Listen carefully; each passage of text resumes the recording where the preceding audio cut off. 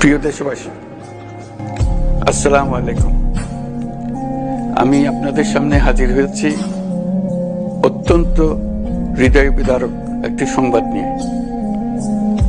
সিঙ্গাপুরে চিকিৎসাধীন জুলাই গণঅভ্যুত্থানের সম্মুখভাগের অকুতোভয় যোদ্ধা ও ইনকলাব মঞ্চের মুখপাত্র শরীফ ওসমান হাদী আর আমাদের মাঝে নেই।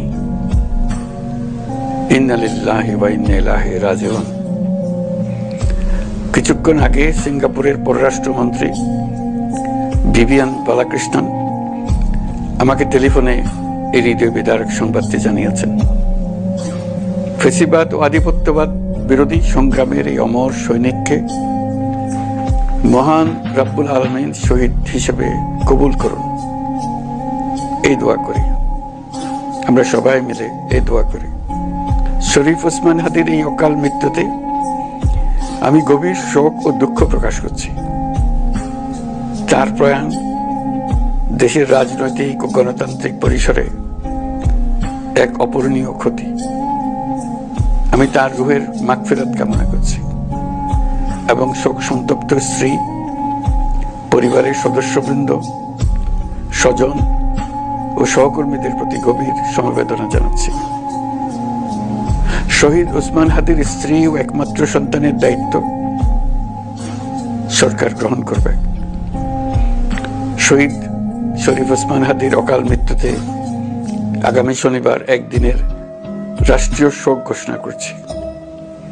এই উপলক্ষে শনিবার দেশের সব সরকারি, আধা সরকারি, স্বায়ত্তশাসিত প্রতিষ্ঠান, শিক্ষা প্রতিষ্ঠান সহ সরকারি বেসরকারি ভবন এবং বিদেশে বাংলাদেশ মিশনগুলোতে জাতীয় পতাকা অর্ধনমিত থাকবে। একই সাথে আগামীকাল শুক্রবার বাদ জুমা দেশের প্রতিটি মসজিদে শহীদ ওসমান হাদীর রুহের মাগফিরাত কামনায় বিশেষ দোয়া ও মোনাজাতের আয়োজন করা হবে। আপনারা তাতে শরীক হন। অন্যান্য ধর্মের উপাসনালয়গুলোতেও আয়োজন হবে বিশেষ প্রার্থনার। আমি বিশেষ কৃতজ্ঞতা জানাই সিঙ্গাপুর সরকারের প্রতি, যারা হাদীর চিকিৎসা অত্যন্ত আন্তরিকতা ও পেশাদারিত্ব দেখিয়েছেন। বিশেষ করে সিঙ্গাপুরের পররাষ্ট্রমন্ত্রী ভিভিয়ান বালাকৃষ্ণন, যিনি একই সঙ্গে একজন বিশিষ্ট চিকিৎসক, তার প্রতিও।